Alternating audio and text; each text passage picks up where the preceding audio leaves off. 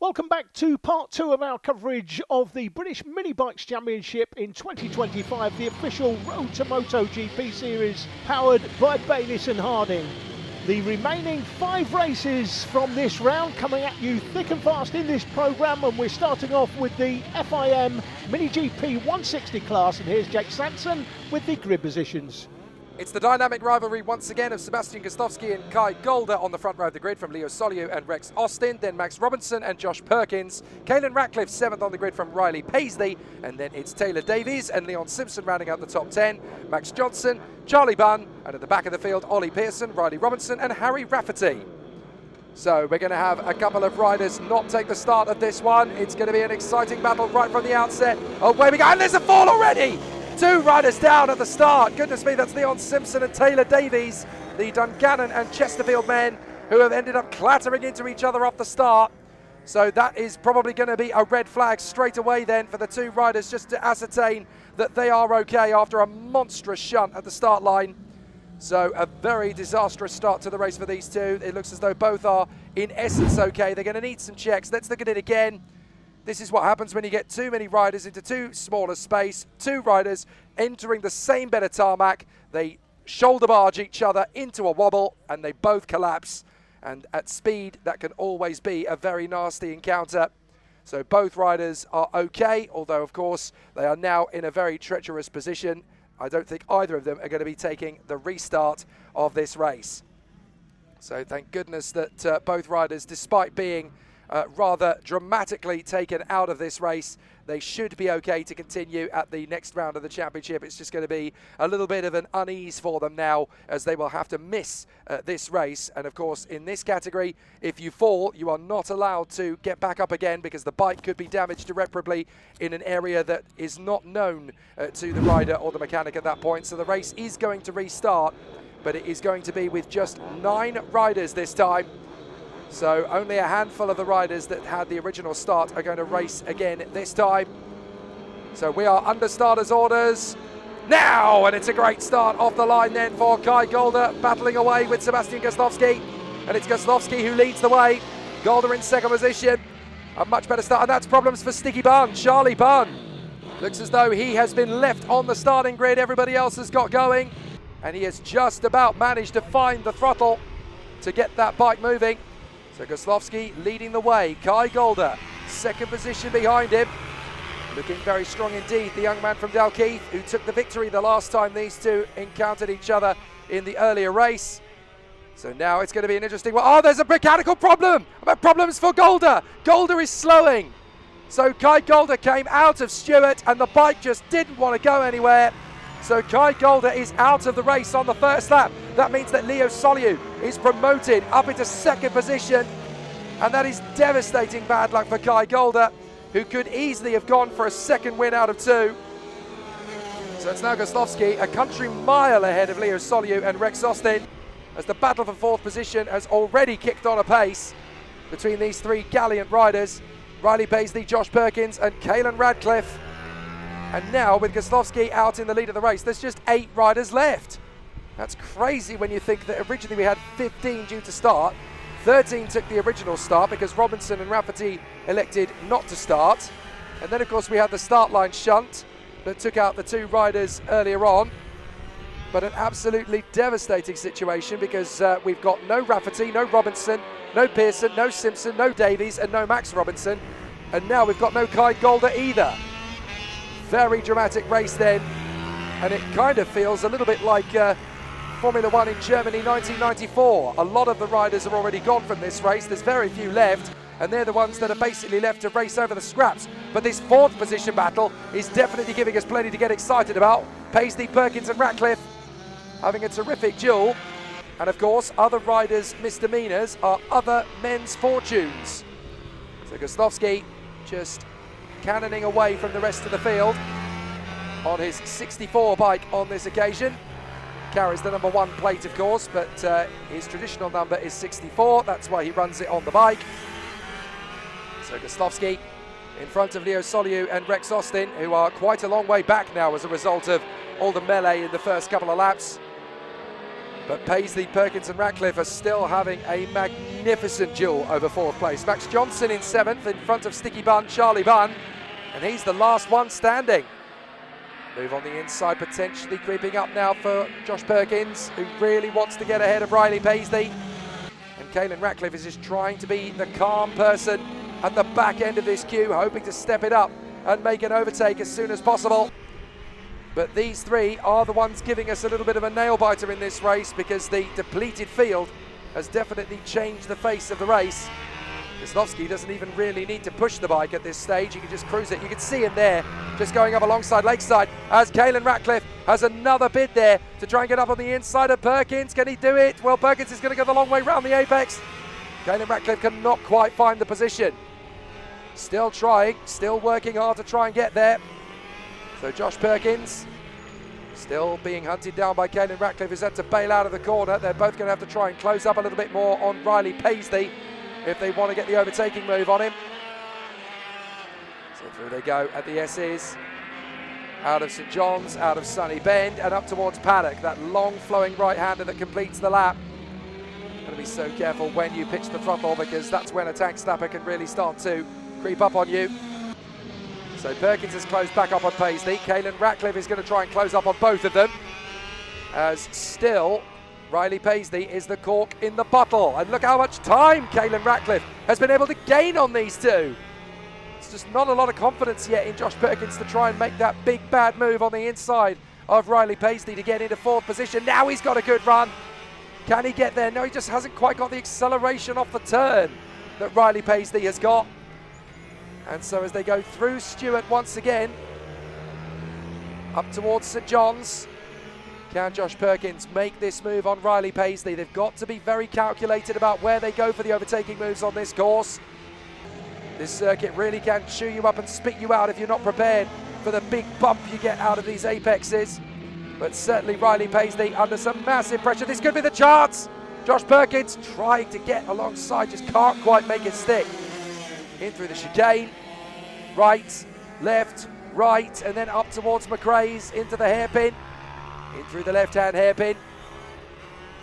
Still no big move from Josh Perkins, and this is everything that Caelan Ratcliffe wants to see, because if he can't get by, that gives him a better chance of making the move happen himself. So again, he puts his rival under some pressure, just trying to feel his way into the overtake out of Stewart. And Paisley looking a little bit sluggish out of the turn. This could be a chance now for Josh Perkins. He needs to build the combinations now. He needs more combinations than a high school locker. Here he goes on the inside, slices and dices and gets in a 4th position. Beautifully done from Josh Perkins, and it looks as though Caelan Ratcliffe might have the bravery on the outside. Oh, brilliant from Ratcliffe. So Paisley loses 2 places before he even has time to think about it. So Perkins is through the 4th, Ratcliffe is through the 5th. Wham, bam, thank you and good night, Riley. So Paisley is now going to try and fight back from this. I wonder if he's got an issue with the bike that's preventing him from really getting the pace. Caelan Ratcliffe storms out of the hairpin at McRae's and manages to get ahead of Perkins. Great stuff from Caelan Ratcliffe. And that's 6th to 4th in the space of a lap and a half. Absolutely terrific. So across the line goes your race leader once again, Gosnowski.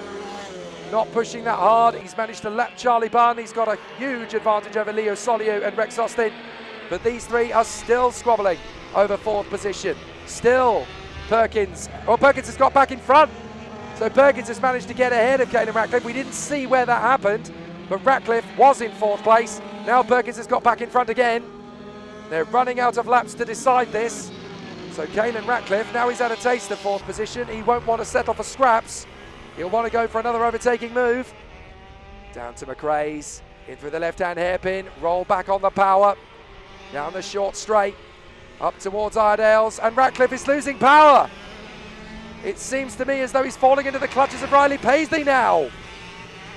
He looks down at the bike, come on, I can get Josh Perkins. I've got power, but I haven't got enough power. And so suddenly Josh Perkins pulls away. Well, this might be a limp back to the finish line for Caelan Ratcliffe rather than an assault on 4th position. What a shame for Caelan Ratcliffe as Josh Perkins breathes a sigh of relief, doesn't even have to wipe the sweat from his brow because there isn't any. Nicely handled by the boys battling away for position. So Josh Perkins holds on to 4th place in front of Caelan Ratcliffe. Riley Paisley still there in P6. Whatever it was that caused Ratcliffe a little bit of a sluggish lap, he certainly seems to have got it back together again now. He's back on terms with Josh Perkins. There, however, is Sebastian Goslovski. He missed out on the victory earlier on in the category to Kai Golder, but as Golder had a mechanical problem on the first lap this time, nobody was going to stop Goslovski. Into the last lap he goes, and he's been absolutely monstrous in this race.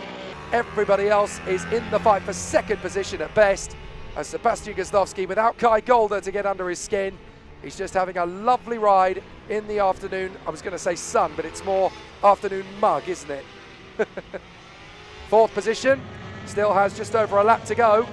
Caelan Ratcliffe is going to try again into Paddock Bend, trying to outfox Josh Perkins. Now they go into their final lap, and this is where Caelan Ratcliffe really has a chance to make the rafters rock here through the chicane. Up towards McRae's, but out in front, Goslovski is just going to check out Charlie to the line. No need to push too hard here. He can cruise home, and he has done so right from the outset. A fastest lap of 53.046 on the previous lap, and he's just beaten his own fastest lap on the last lap of the race of 52.885 to slam dunk the advantage as he takes the victory. Leo Solio in a brave 2nd place in front of Rex Austin. But who's going to get 4th in their magnificent battle?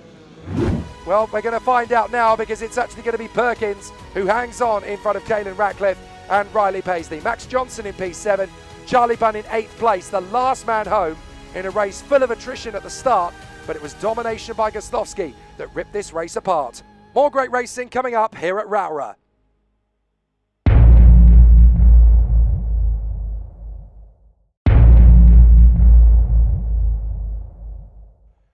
Well, there's even more drama ahead of the FIM MiniGP UK 190 series. We've already had problems for Harry Barrell. It looks as though he's not going to be taking the start, and he won race 1. And that is Lucas King.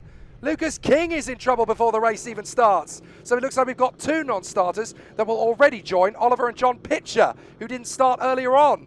So another depleted field. Wilson Dilks and Tyler Humphries on the front row. Charlie Cunningham will be alone on row 2. Lucas King will not take the start. Very dramatic and very unfortunate for him.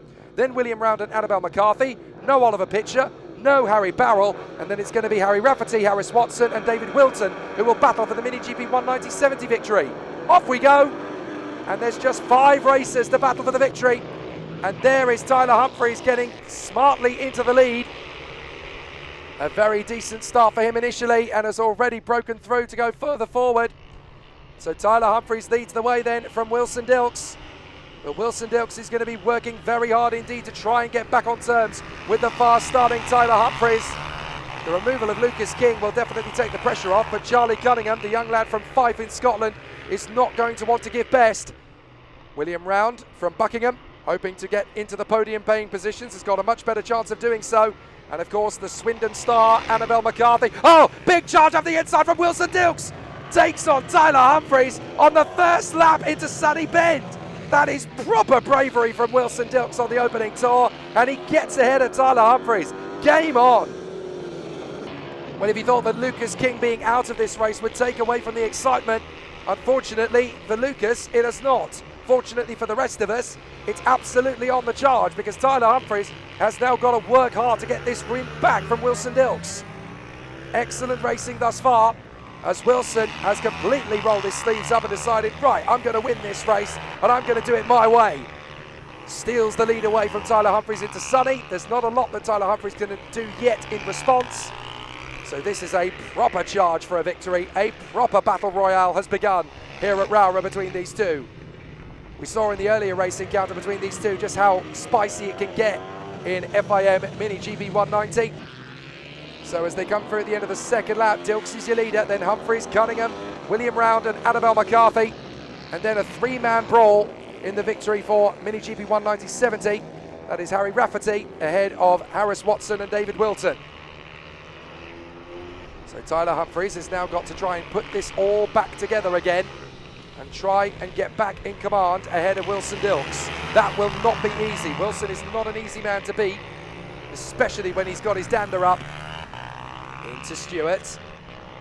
Tyler Humphries just trying to find that little bit of a better approach to these corners to try and get a little bit more purchase. Doesn't want a tank slapper out of these corners. It could be a very nasty circuit to bite back on a mini bike. But so far so good for the hard charging Tyler Humphries to retaliate on the leader, Wilson Dilks. Dilks crosses the line. And at the end of the lap, he's managed to do a 49.66. Very fast lap indeed. Harry Rafferty, by the way, is still your leader in the MiniGP 190/70 category. But in FIM 190, this is very much good news for Wilson Dilks, who of course is on the road to MotoGP, wants to get there, and is certainly going to be joined in that race to the top by Tyler Humphries. So wants to put on as good a show as possible to showcase that he's the man to get the job done first. Great ride from Wilson Dilks, full of confidence. Here's Harris Watson, who has now taken the lead away from Harry Rafferty in MiniGP 190/70. So a good battle being played out between these two. Watson now ahead of Rafferty.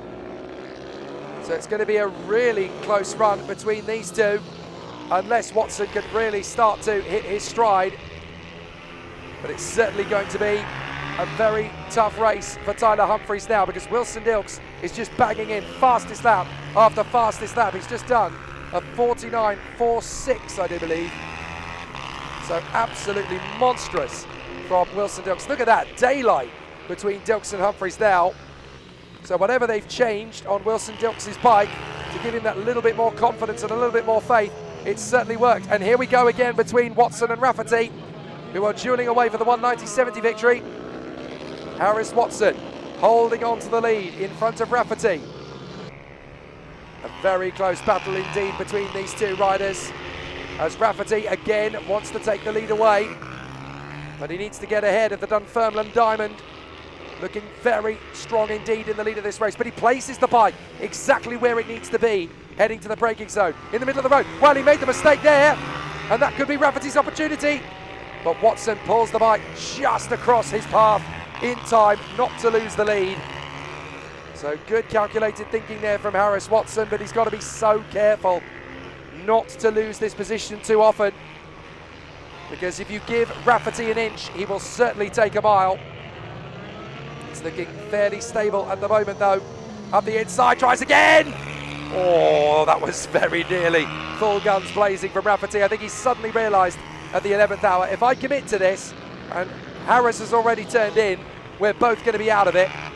And then David Wilton would suddenly have found himself a Stephen Bradbury being in last position and then somehow coming through with a victory, a bit like the Salt Lake City, or was it the, I can't remember which city it was, but it was certainly the 2002 Winter Olympic Games. And a bit of a run wide there from Watson. That's enough for Rafferty, surely, but no. Watson's got plenty of power down the straight. What a recovery from Harris Watson.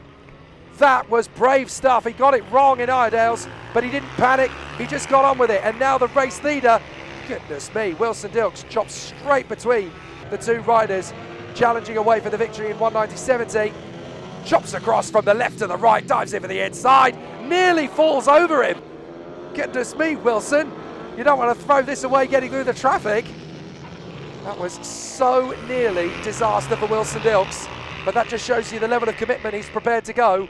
It's to the inch as Tyler Humphries now gets his way past Harry Rafferty. And his next target, of course, is going to be Harris Watson. And he's already got him. That didn't take long. So now Watson can focus again on defending from Rafferty. But try as he might, Tyler Humphries just can't quite get close enough to Wilson Dilks to mount a serious threat. He's doing everything he possibly can to try and make it happen, but I just don't see it overturning. Wilson Dilks has got so much confidence. Meanwhile, Harry Rafferty has reined in Harris Watson again. As we look back to the FIM 190 battle, Wilson Dilks still in front of Tyler Humphries. Couple of laps left in this one. But Watson versus Rafferty.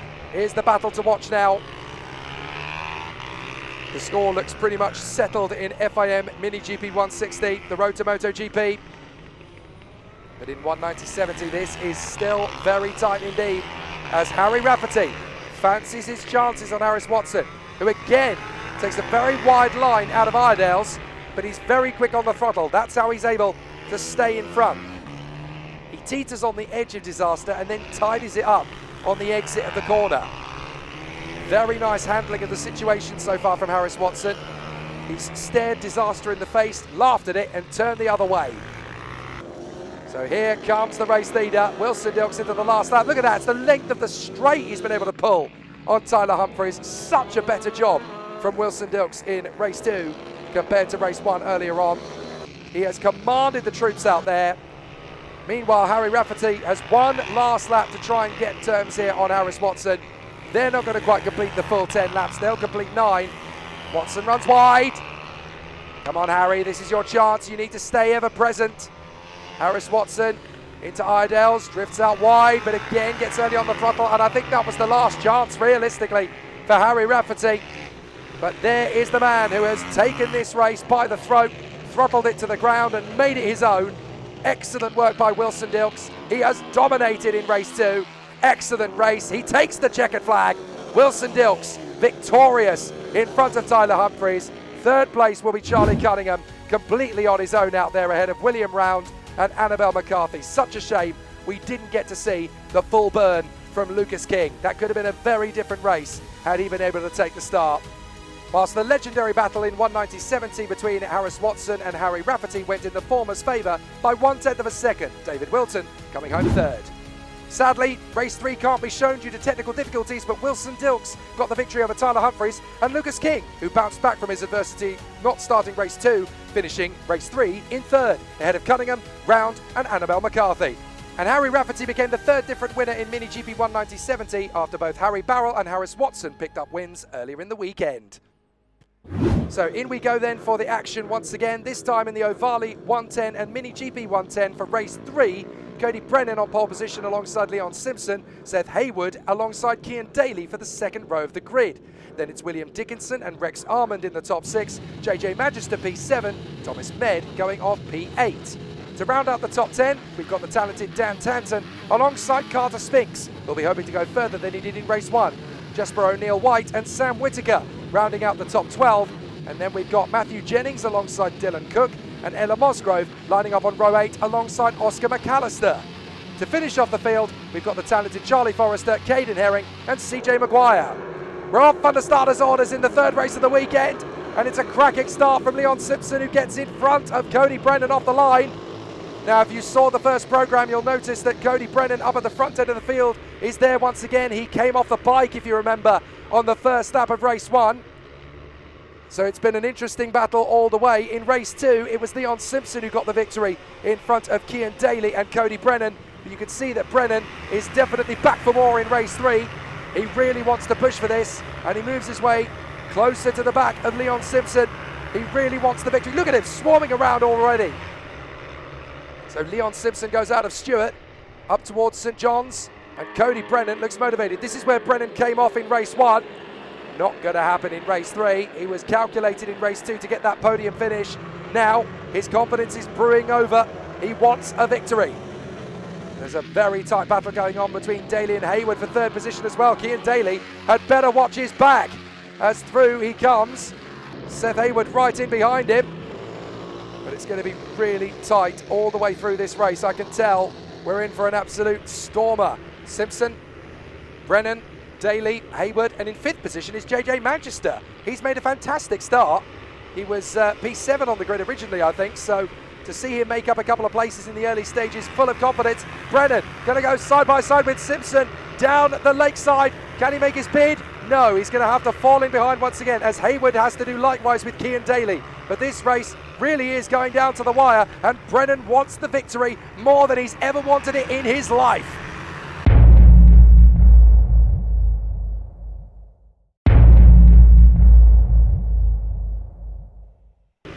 Time to go hunting for a big trophy now for Cody Brennan, all over the back of Leon Simpson. 2 wins out of 2 for Leon so far this weekend. He really wants to make it a hat-trick, but in the Ohvale 110 Cup, the man in 2nd place, Cody Brennan, is not going to leave anything to chance. He comes out of Iredale's, he's got a good run off the turn, and Leon Simpson has left the door open by accident. This is it for Cody Brennan. Slam dunk of a move, and Cody Brennan takes the lead here in Rowrah. Excellent work from Cody Brennan. He is not going to have the same lightning bolt strike him twice in the same weekend. After the misery of race 1, the determination of race 2, now he wants to win this race going away. And excellent work so far then for Cody Brennan as he takes the lead and already starts to put a little bit of a gap between himself and Leon Simpson. Daly is third, Hayward is fourth. Kean Daly, by the way, has just set the fastest lap of the race. So Kean Daly will want his own little piece of the pie to try and get up the inside of Leon Simpson, and he'll have seen the move from Cody Brennan and thought, hang on, if Brennan can get ahead, maybe I can as well. So Brennan doing the business out in front. Leon Simpson's got to be careful. He doesn't want to run wide too many times at Iredale's today, because now that Brennan's been able to figure out how to get ahead, it won't take too long before Kean Daly and Seth Hayward unlock the secret code that gets them into second and third respectfully. So Leon Simpson is taking his time. Is that Seth Hayward at the inside? He really had to think about it. So it's time to hurry up for Kean Daly. He will want to get into second place before he loses third to Seth Hayward, who tries again. Hayward close in paddock bend, not close enough, but now Kean Daly has got the hurry up he needs, as now that he's got clear road in front of him, Cody Brennan has zipped in the fastest lap of the race, a 55.921. Take that, everybody else. Nobody else has been able to even break the 56-second mark so far. But Kean Daly is absolutely resolute. I'm not going to let Seth Hayward get ahead of me. I've got to get into second place first. The same trick could happen here. Kean Daly trying the same move Cody Brennan did, but he hasn't got the throttle. So the man from Londonderry has to wait in third position because it's the Wakefield wonder behind him. Seth Hayward in fourth position, trying to get ahead. Here comes the move on the inside. He has to bail out again at St John's into Sunny. Great racecraft between these three men. Leon Simpson, Kean Daly, Seth Hayward as goodbye, boys. Out into the lead goes Cody Brennan. Right, Kean Daly's got a run on Simpson. He's not close enough yet. He can't get level into the chicane. That's where he had his best chance to make it happen, and he's had to bail. Looking back, there's still good battles. Manchester in B5, as we know. Then Herring. Then it is Whittaker ahead of William Dickinson and Dan Tanton. Thomas Med is next up. We've got a great battle to the line here. This is McAllister, Spinks and Rex Armand. And they're having a great duel over 11th position. Meanwhile, Caden Herring, there he is, the young man from East Anglia, trying to get himself back onto the tail of the top 5. It's pretty much a race of no man's land for Caden Herring if he's not too careful. Meanwhile, William Dickinson is putting Sam Whittaker under a lot of pressure. That's the duel for 7th position. So there could be a couple of changes for position yet, but this is still the run for second. Simpson ahead of Daly, who is ahead of Hayward. But Daly has got to get a move done here on Leon Simpson to try and decrease some of that pressure, because Seth Hayward is throwing everything bar the kitchen sink at the man in third place right now. What do they teach these riders in Londonderry about defence? You're about to find out, because Kean Daly has got to go on the offence and the defence simultaneously. This is not going to be easy. Seth Hayward has a look on the inside. So Kean Daly thinks, right, I've got to get level then, side by side with Leon Simpson. He's not quite level, but he's certainly thinking about getting closer, but he left the door open. Oh, he almost left the door open there for Seth Hayward. Just about shut it down in time. Still battles everywhere you look around the course. That was Mosgrove going through, then CJ Maguire. Charlie Forrester's having a good little duel with Matthew Jennings. And Jasper O'Neill-White is still in the mix. But the battle for second position raging here still. Cody Brennan, your leader, but it's still Simpson, Daly, Hayward who battle away over second place. And Kean Daly really is the playmaker in this battle. He's got to make his move on Simpson quick, because it might be the opportune moment from Seth Hayward that finishes this race and puts it to bed. So Caden Herring running well. That's Dickinson now into 7th place. He's got ahead of Whittaker. He's been threatening to take him on all race long, and he's got ahead. Dan Tanton is giving chase. Meanwhile, we've got a nice battle as JJ Magister has been caught by Caden Herring. So Magister has got to go into ultra defensive mode. Here comes Caden Herring off the turn, and he gives him a cheeky wave. Thank you very much, mate. I'll just storm by. Cheeky as you like from Caden Herring. So he gets through and up into 5th position. That'll do nicely, JJ. Tar, buddy. So still the race lead for that man, Cody Brennan. What a comeback this is after his fall in race 1 on the opening lap. He really has hit his prime form in the third race of the weekend. Finished third in race 2, out of sight of the cameras unfortunately. Leon Simpson won that race ahead of Cian Daly and Cody Brennan. And there is Caden Herring. Look at him, he's got ahead of JJ Magister and he's pulling away. So P5 looking very comfortable indeed now for Caden Herring, who just storms away from JJ Magister. Full credit to Magister though, this has been, for my money, the best I've seen him ride in the British Minibikes paddock.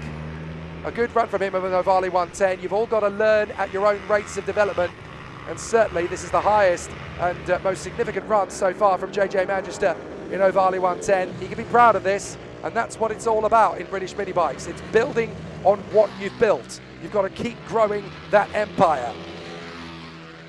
So some good races all the way to the back of the field as now Cody Brennan is getting in the traffic, but he's going into the last lap. So it shouldn't be too much of a deficit to him in the closing stages of this run.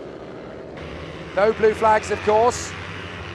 So it's up to the race leaders, the faster bikes, to get off the racing line and find their way through the traffic. That's the skill you've got to use. Not just useful for MotoGP, of course, but also, of course, it is useful for the FIM endurance. So when they go to the Moto Le Mans 24 hours in the future, going through the traffic will be a useful tool to pick up. So for Cody Brennan, it's been a masterclass. He fell in race 1.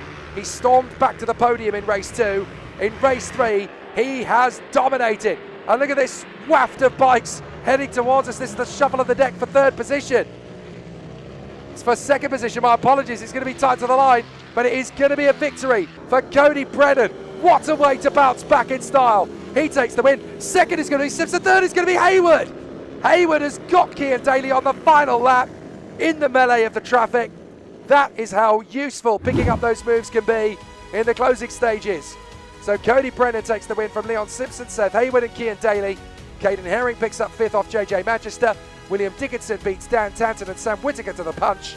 And Oscar McAllister comes through for a top 10 finish. Thomas Med gets the win in MiniGP 110 ahead of Carlos Spinks, Rex Armand and Dylan Cook. So we carry on with our race programme with the FIM MiniGP UK 160. Sebastian Gostowski and Matthew Thomas for the third and final time. Josh Herring and Leo Soliu on the second row of the grid. Then Max and Riley Robinson on the third. Ollie Evans and Austin Wilton are next up.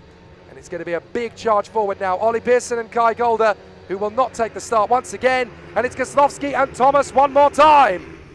But Thomas has got a terrible getaway. That's him down to third position. So Gostowski leads and Joshua Herring is through into P2.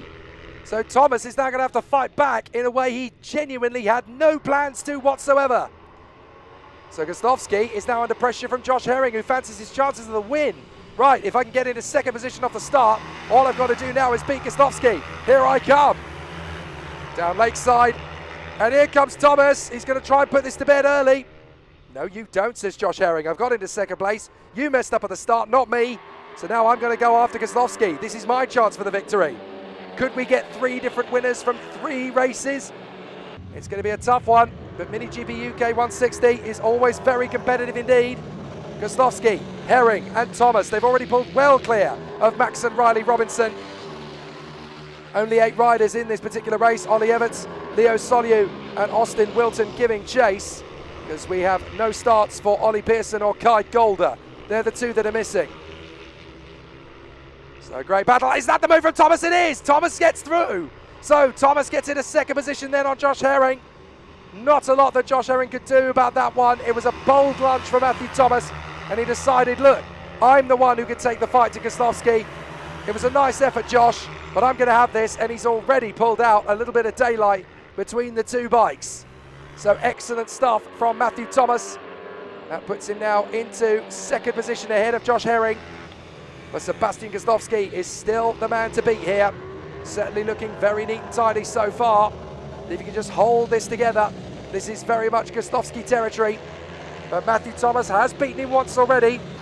So it's been 1 win apiece between Gostowski and Matthew Thomas. Now it's a battle royale for the 3rd time to see who is the ultimate victor of the weekend. We've also got this great battle for 4th place between Max Robinson, Riley Robinson, Ollie Evans and Leo Soliu. Austin Wilton is in the race, but he can't quite keep the same pace as the quartet in the battle for fourth position. Look at Matthew Thomas already eating up the road to Sebastian Goslovski. I can do this, I can beat him. Down Lakeside, down to the braking zone for Stewart. Tightens up in the braking zone, gets good purchase off the throttle on the corner. Up towards St John's, through the right, up towards Sunny it'll be in the left. And Matthew Thomas has got the hunger back again. Now he's in a second position. Goslovski is definitely going to have a tough time holding on to this victory. They've got a win and a second place apiece. This third and final bout this weekend will determine which of these two men is the king of Rowrah, Goslovski or Thomas.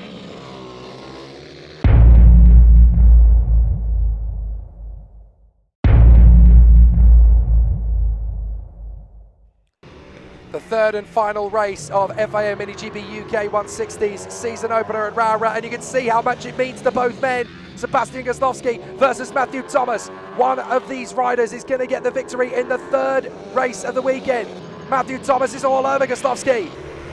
They had two terrific races earlier on where it was wheel to wheel the whole way, pinion to pinion, handlebar to handlebar, and Thomas has got another great run here. Goslovski holds his nerve. They've both taken a victory. They've both taken a second place in the races against each other. The third and final race decides which one of them leaves as the king of Cumbria. Into the braking zone for the right-hander. Nicely done out of Stewart. Along the kinks. Up to St John's, in through the right. And so far, so good. They've got traffic up in front. That's Austin Wilton. So they've got to be very careful how they navigate past Wilton, because this could be the deciding factor in this race. If you're Matthew Thomas, this could be your one chance to catch Sebastian Goslovski out, so you don't want to hesitate. Through the chicane. Josh Herring is sadly becoming an afterthought in the background, and well done to Wilton. He gets well out of the way. He decides not to get involved. Now we've got Riley Robinson in front of Leo Soliu, Ollie Evans and Max Robinson, who's dropped to the back of this quartet now. So Max Robinson needs a little bit of a recovery run, but it's not going to be easy to do that. It'll be a tough fight all the way. But look at how tight Matthew Thomas is keeping his bike in chase of Sebastian Goslovski. Down the drop to St John's, through the right, into Sunny Bend, through the left, and Thomas gets really strong on this part of the course. They take completely different racing lines as well, which really is down to personal rider choice. Matthew Thomas getting closer, across the line. There really is nothing between these two in terms of lap time, and nothing in terms of pace around the course either. This fourth position battle still fairly intense. Evans, Riley Robinson and Leo Soliu shuffling the decks several times in this race. Across the line then, so Ollie Evans getting in front of Leo Soliu. That certainly helps his cause. But now Matthew Thomas is running out of opportunities. He really wants to get in front, but Sebastian Goslovski is making that bike as wide as a Buick. He can't get by at the moment. Swings through the right, swings through the left again. Thomas still trying to push Goslovski into an error. If he can force the mistake, then he can take advantage. But at the moment, he's having to wrestle with his own bike, with his own stance. There's Joshua Herring, who rather sadly has been left out to play in third position on his own. These two still dueling. Matthew Thomas is closer than he's ever been to the hairpin, down the inside, takes the lead, runs wide. Goslovski gets him back again. They swap positions in the same corner. Well, big stuff from Thomas, but Goslovski was ready for it. And now the fourth place battle sees Ollie Evans up to P4. He's got ahead of Riley Robinson, having previously got ahead of Leo Soliu. Evans is now into P4, good ride. Now, Matthew Thomas has been shaken off his kilter a little bit here. So Goslovski has a bit more of a stern rhythm. But it's going to be tight all the way. Goslovski trying to pull away. Running out of time, running out of opportunities. Matthew Thomas is still right there as Goslovski begins the final lap. Thomas is right behind him. Through they go into the chicane. Both men twitching. Thomas has got a good run off the chicane, but he's not going to get there to the inside. Goslovski defends. Slow in fast out for Matthew Thomas, but he won't have the inside line for Iredale's. That'll be Goslovski's counterpart. Still a great battle for fourth position between Evans, Riley Robinson, Soliu and Max Robinson. Not much between them now. They've gone into the final lap. But is there one more big move from Matthew Thomas? He's going to have to try every trick in the magician's handybook. Through the kink, down to St John's, in through the right. Can he make one big leap? He has a look at it. Can't quite get close enough. He's going to have to try something magic into Paddock Bend.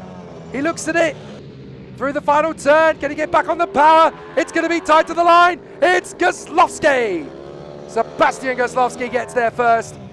2 wins out of 3 for Sebastian Goslovski ahead of Matthew Thomas. Joshua Herring will come home in a solitary 3rd position. Very much a race he rode on his own there. Goslovski takes the flag from Thomas. Herring in 3rd from Ollie Everts in 4th ahead of Riley Robinson, Leo Soliu and Max Robinson. The last man home was Austin Wilton, but the King of Cumbria on this occasion is Sebastian Goslovski. Just wait until that battle resumes at round 2. My goodness me, it's going to be glorious in 2025. The last race of the weekend then will be MiniGP 160 over 50. Results of the last race set the grid. So Sebastian Goslovski, Leo Soliu, Rex Austin and Caelan Ratcliffe up at the front end of the field.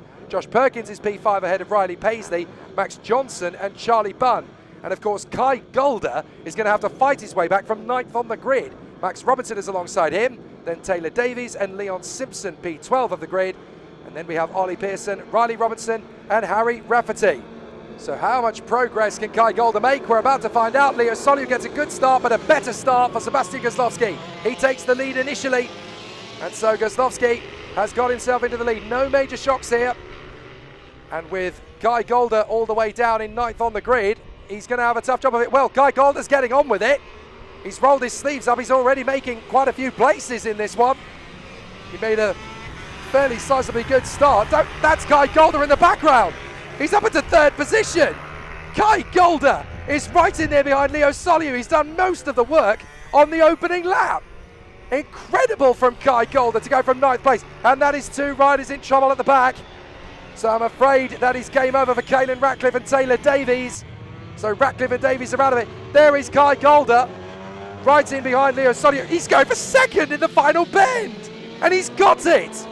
Kai Golder, 9th to 2nd in 1 lap. How did he do that? 7 positions made up in 1 lap. Just incredible from Kai Golder. I would never have believed it if you'd have told me it would happen going into this race. But Kai Golder has ripped the form book apart, and now he's got his sights firmly set on Goslovski, and he's catching him. Well, the incident between Ratcliffe and Taylor Davies happened at the Iredales, so they've got to be careful because there's still a recovery job happening on the inside of the infield there. But as we head up towards St John's, Kai Golder, who started this race in 9th after mechanical problems on the opening lap of the previous race, now finds himself spitting out the exhaust fumes of Sebastian Goslovski. With this kind of confidence, Kai Golder is going to be unstoppable. So out of the final turn, and Golder has got plenty of time to get on with this as well, having worked his way to 2nd place, and he was half a second, nearly 6/10 of a second quicker than Sebastian Goslovski on that previous lap. So he's definitely marching to the victory if he can keep this up. Goslovski will look behind him and he will realise that it's Kai Golder and think, where on earth did you come from? And he does. Oh my word, that's Kai Golder. How has he caught me up that quick? Incredible from Golder. And Goslovski now has nowhere to hide. The 2 of them are stretching away from Soliu. Paisley in 4th, Austin in 5th. Golder has his first look on the inside at St John's. Not a serious overtake, just letting Goslovski know he's there. He will be able to hear him from his engine notes, of course. So it's going to be pretty tricky to the flag. Goslovski versus Golder, then Soliu, Paisley, Austin, Perkins. 7th place for Sticky Bun. Charlie Bunn is there in P7 in front of Max Johnson and Max Robinson. Taylor Davies has got going again, I am told. I'm not entirely sure how that's possible. He must not have fallen off the bike. He must have just stopped the bike out on the course, because Caelan Ratcliffe is out of the race. Here comes the move! Big dive from Kai Golder, and he's there! He takes the lead! Supreme comeback from Kai Golder! He started the race in 9th position, and in less than 4 laps, he has gone from P9 to P1. That is extraordinary. Kai Golder, the hero of the hour. Absolutely phenomenal stuff from Kai Golder, who stretches out his legs and gets himself far in front. Kozlowski is still there, but he's nowhere near lapping the same kind of form as Kai Golder. 53.3 from Golder, 53.7 for Kozlowski. Just extraordinary, the difference between these two men in pace.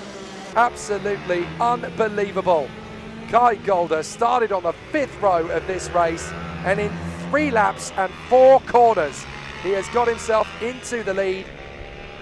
Just double checking everything's okay, but Kozlowski is dropping back. He's not reining him back in. Just supreme style and flair from Kai Golder. This is a rider you've definitely got to keep an eye on in the future. He has got quality written all over him in spades. And Kai Golder, definitely a rider that you will want to keep an eye on for the future.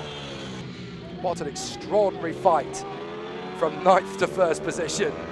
But he's still going strong. He's put a bit of daylight between himself and Sebastian Kozlowski. He doesn't need to put much, but he's managed to keep it to about a second or so. Good battle going on for 4th position.